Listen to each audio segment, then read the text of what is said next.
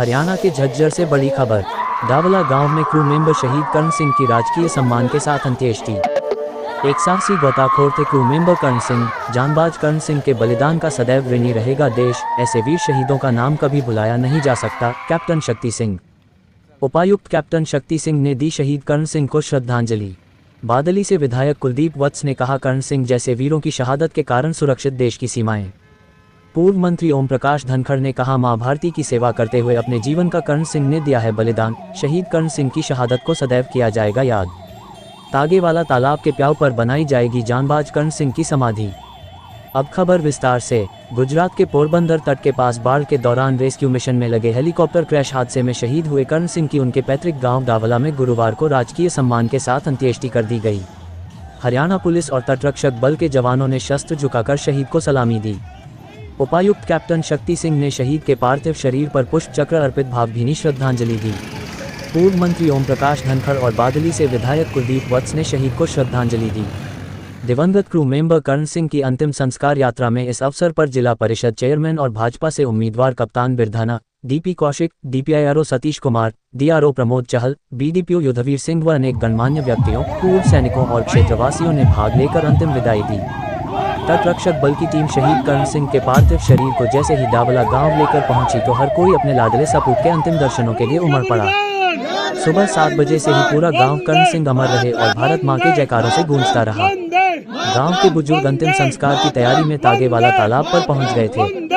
युवक मोटरसाइकिल अन्य गाड़ियों पर तिरंगा सजाने में लगे थे ताकि शहीद को सम्मान के साथ गांव लाया जा सके।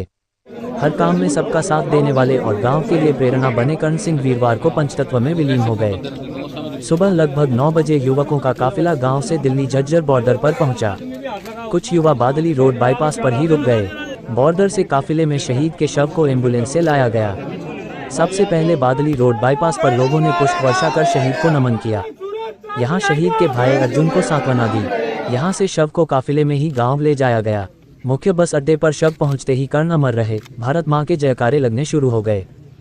गौरतलब है कि झज्जर जिले के गांव दावला निवासी कर्ण सिंह लगभग 11 साल से भारतीय तटरक्षक बल में क्रू मेंबर के पद पर कार्यरत थे और गत 2 सितंबर की रात को गुजरात के पोरबंदर तट के समीप बाढ़ के दौरान रेस्क्यू मिशन में लगा भारतीय तटरक्षक बल का हेलीकॉप्टर अरब सागर में क्रैश हो गया था, जिसमें कर्ण सिंह सहित 2 जवान शहीद हो गए थे। जैसे ही शहीद का शव घर के बाहर पहुंचा तो मां सावित्री और बहनें आ गई। मां एम्बुलेंस को देखकर बेसुध हो गई। परिजन उसे संभालने में लग गए। वही बहन भी अपने आंसू रोक नहीं सकी। बोली, मेरा डीसी भाया गया है। उपायुक्त शक्ति सिंह ने शहीद के पार्थिव शरीर पर पुष्प चक्र अर्पित कर श्रद्धांजलि दी। उन्होंने कहा कि कर्ण सिंह एक साहसी गोताखोर थे जिन्होंने अपने प्राणों की रक्षा न करते हुए पोरबंदर तट के पास रेस्क्यू मिशन में हिस्सा लिया। हम कर्ण सिंह के माता पिता को प्रणाम करते हैं कि जिन्होंने ऐसे वीर जवान को जन्म दिया। गांव दावला के इस जांबाज कर्ण सिंह के बलिदान का देश सदैव ऋणी रहेगा। ऐसे वीर शहीदों का नाम कभी भुलाया नहीं जा सकता। जांबाज कर्ण सिंह अपने पीछे माता सुमित्रा देवी, पत्नी आरती, एक बेटा हनी और एक बेटी परी छोड़ गए हैं। कर्ण के बलिदान को सदैव याद किया जाएगा। धनखड़। भाजपा के राष्ट्रीय सचिव ओम प्रकाश धनखड़ ने दावला के लाडले शहीद कर्ण सिंह को नमन करते हुए कहा कि मां भारती की सेवा करते हुए अपने जीवन का बलिदान दिया है। शहीद कर्ण सिंह की शहादत को सदैव याद किया जाएगा। धनखड़ ने शहीद कर्ण सिंह के घर पहुंचकर परिजनों को ढांढस बंधाया। अंतिम यात्रा में भागीदार बनते हुए उनके पार्थिव शरीर पर पुष्प चक्र अर्पित कर नमन किया। वीरों की वजह से देश की सीमाएं सुरक्षित। कुलदीप। बादली से विधायक कुलदीप वत्स ने कहा कि कर्ण सिंह जैसे वीरों की शहादत से देश की सीमाएं सुरक्षित हैं। राष्ट्रीय आपदा के समय हम बचाव के लिए सेना की ओर देखते हैं। सेना के जवान अपना जीवन का बलिदान देकर देश की सीमाओं की हिफाजत करते हैं। प्राकृतिक आपदा के समय देशवासियों की रक्षा करने को तत्पर रहते हैं। झज्जर से बलराज सिंघल की रिपोर्ट।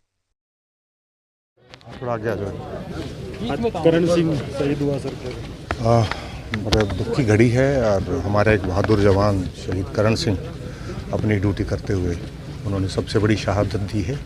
हम उनकी शहादत को नमन करते हैं और ऐसे ही महान बलिदानों के सारे प्रदेश का आज़ादी टिकी हुई है।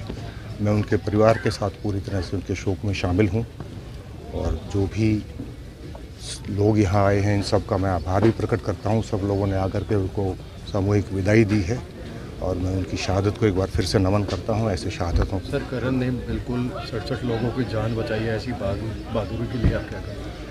अब बहादुर थे तभी तो कुर्बानी दी है उन्होंने। इतने बड़े बहादुर जवान हैं हमारे ये कि अपनी सुरक्षा की परवाह किए बगैर देश की रक्षा में लगे रहते हैं।